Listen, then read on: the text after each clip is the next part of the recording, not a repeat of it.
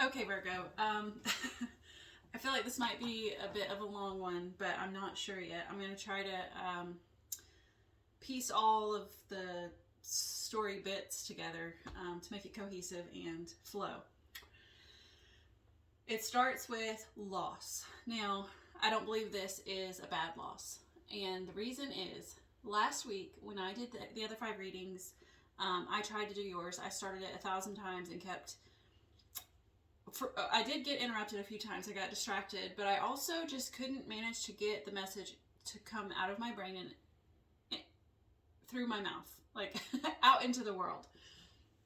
And then this morning, just now, I tried to do the same thing, and the same thing kept happening. And I realized that instead of pulling the cards out on camera like I did for the other signs, that I think I felt like I needed to sit with yours for a minute, which I'm glad I did, because I think that was the key. So when I say that I think this has to do with loss, but not a bad loss, I'll tell you my reason. The reason I think it's got to do with loss is last week when I tried your video, I began with a story of a conversation my daughter had had just moments before.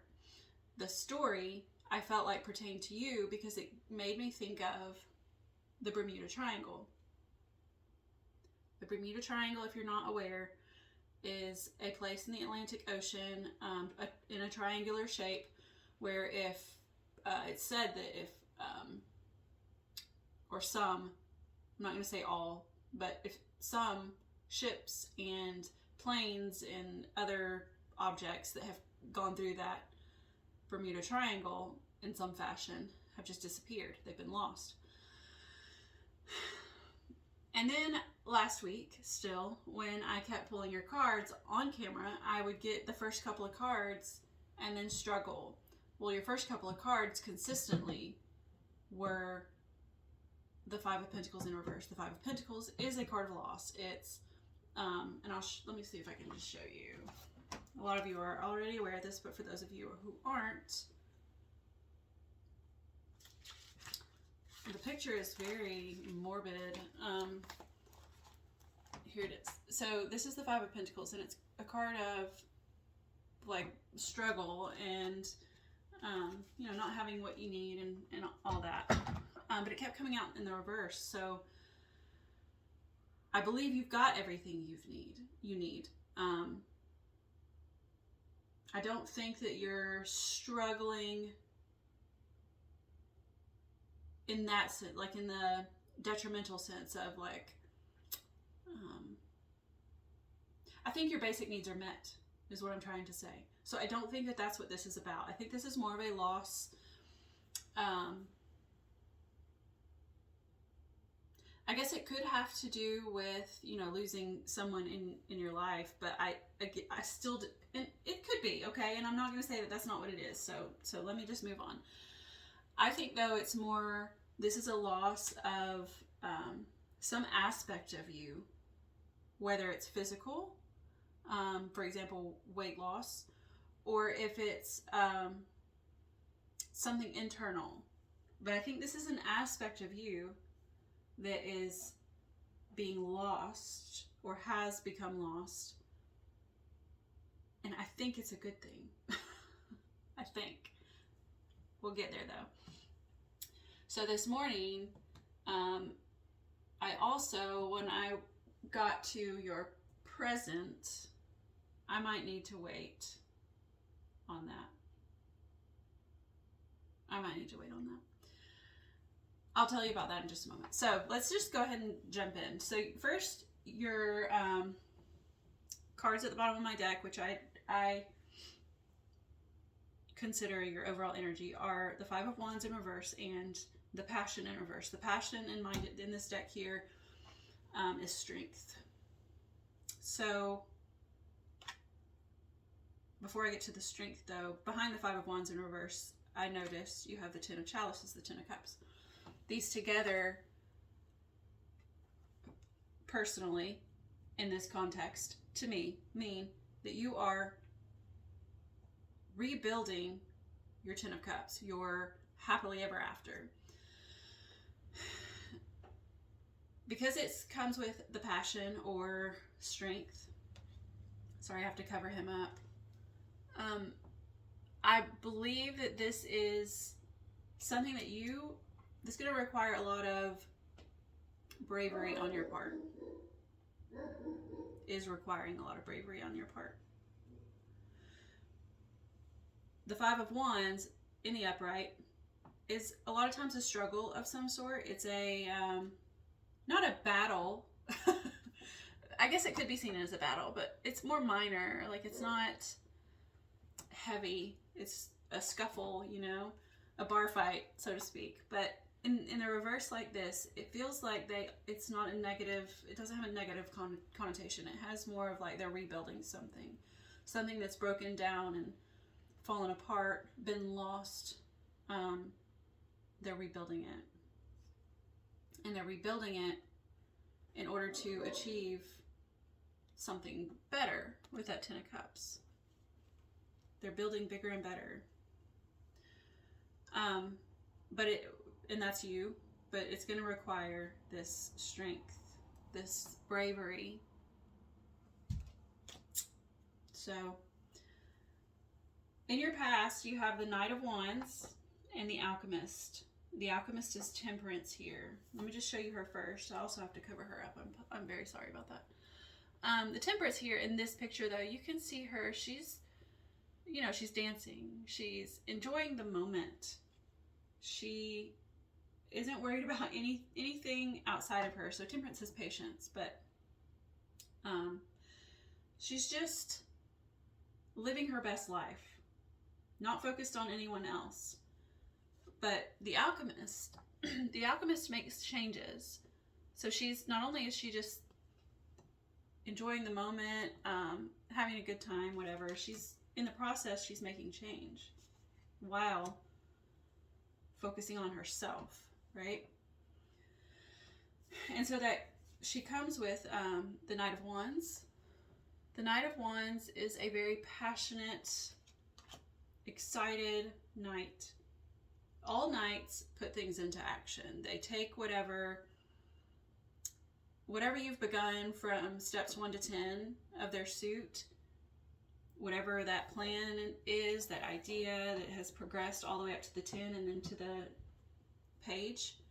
Well, that page, he or she prepares the idea and the plan and starts.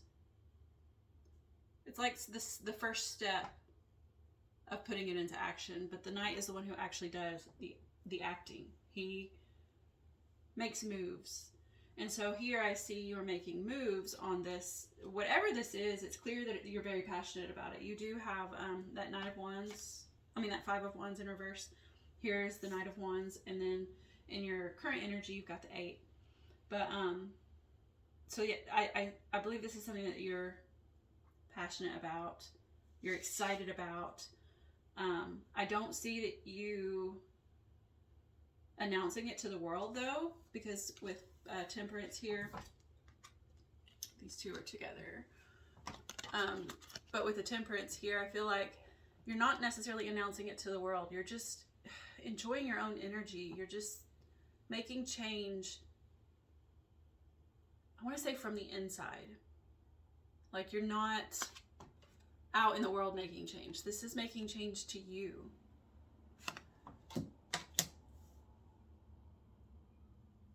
Whether that is internal or external, the physical form, I don't know. But there is one thing that makes me think that it is the physical. And that is in the strength, the passion. I'm going to hold him upright. He is in the reverse, but I'm going to hold him upright. And I think he's just in the reverse because you need to exude the strength and the bravery needed. But,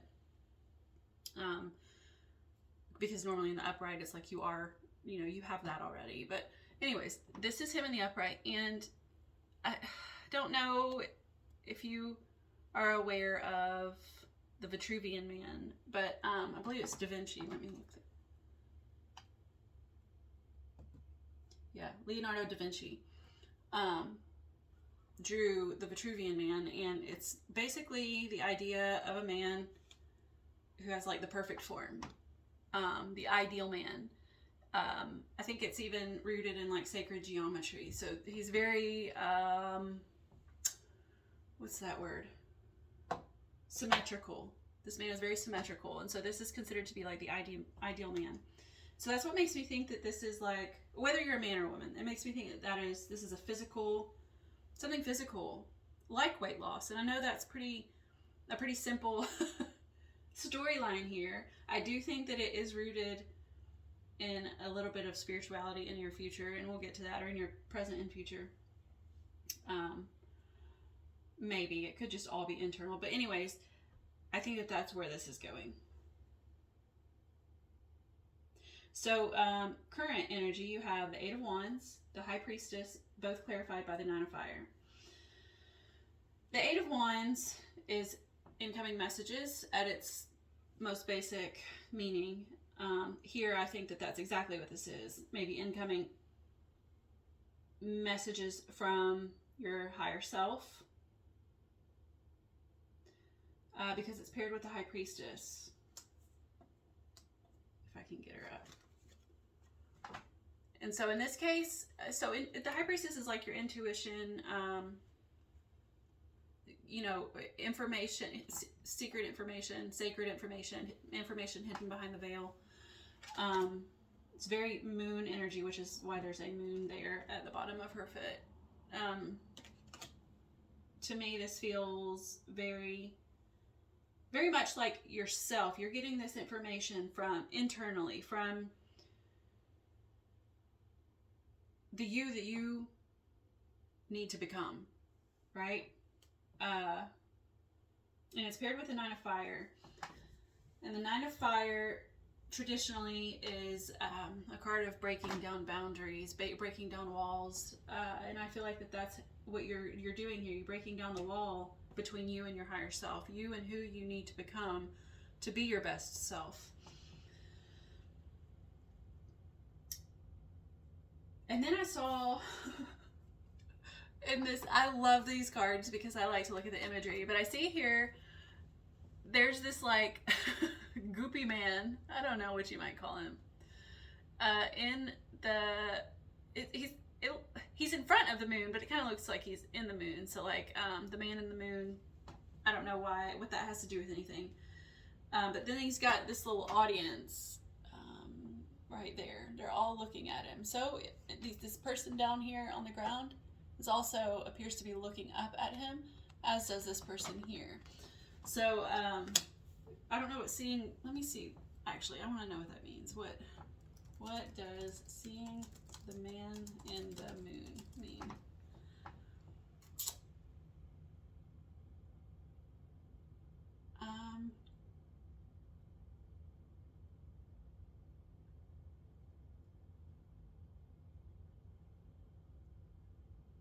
Well, it's not really giving me a whole lot.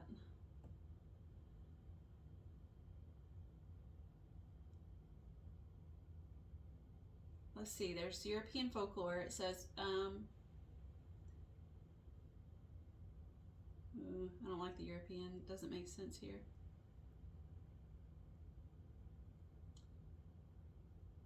Okay, it's not, the AI is not giving me very much on the man in the moon, and I don't want to sit here and research while I've got you here. So that's not what I was getting from it anyway. I mean, that popped into my head, seeing the man in the moon, but he's not really a man anyway. He's more like a blob. A blob in the clouds. And he's not really even in the moon. It's like he's in front of the moon, right? So, breaking down barriers, breaking down walls, that wall in between you and your higher self, the self that you want to become or feel that you should become to, be your best self, like I said. That's one thing, but also the man in the moon, I guess, kind of led me to spirit in the sky, which is emphasized with the high priestess. So that led me to the Norman Greenbaum song, Spirit in the Sky. It's very old, 1969. I guess it's not very old, but First and foremost, the name Green Balm just kind of like threw me because I know I've actually recently in my last week been to see a person with the last name Greenbaum, so I guess that was just confirmation for me that I'm on the right track. But anyways, the song goes, when I die and they lay me to rest, gonna go to the place that's the best. When I lay me down to die, going up to the spirit in the sky. Going up to the spirit in the sky, that's where I'm gonna go when I die. When I die and they lay me to rest, I'm gonna go to the place that's the best. Prepare yourself, you know it's a must. Gotta have a friend in Jesus. So you know that when you die, he's going to recommend you to the spirit in the sky. Now, the only thing I just get from that is like that whole sense of loss again. Like there's something you are laying to rest, as he says.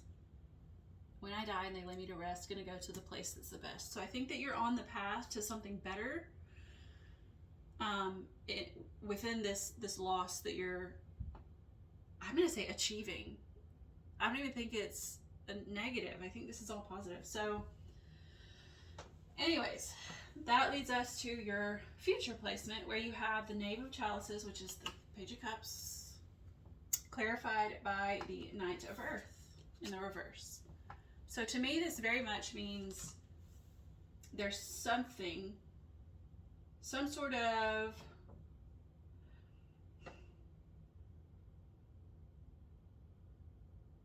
internal. So cups are many things. They're intuition, they're emotions, they are creativity, like internal creativity, which is why I'm saying internal, because the cups are very internal, as are emotions, right? I mean, you can show your emotions on the outside, but most of what's that turmoil, positive or negative, is going on the inside. And so I believe that whatever this is very internal, as far as, like I said with the alchemist here, that you're not showing this on the surface. The changes are being made internally. Whether they're also happening on the outside or not is a whole nother story. And I do think that they may be, we'll get to that in a second, but I think that these, for anything on the outside of you to change, the change needs to happen internally first, right? A mindset shift, emotional balance, that sort of thing. And so in your future, there is an internal progression, and I say progression because we have the Page again. Well, before we had the Knight, sorry. So we have the Page now who does all the prep work, all the leg work before it gets to the Knight. So it's like you're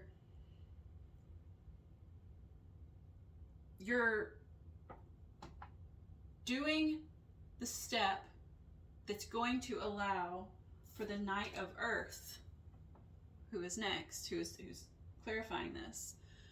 You're making all those necessary preparatory actions so that the Knight of Earth can come in and bring those actions from the inside outward. And right now he's in the reverse because that's the step that you're on here is the Page. So you're working inward. You're doing all the internal stuff to make him, to allow him to become upright, to allow that change to be visible to the outside world. So that came out a lot better than I had expected. Last week was so hard because this is not, while this is the message that I feel like was trying to come out, I was not conveying it very well. And I think I did just need to throw your cards out and sit with it for a moment to get the full story. But I am going to get you one last card. This is my Woodland Wardens Oracle deck. I like to get one of these to give you some synchronicities to be on the lookout for, but also to let you know like what kind of energy you should be in to achieve what it is you're trying to achieve. Oh, and you got like the transformation card. Well, it's hope, butterfly, and snowdrop, but butterflies are a symbol of transformation.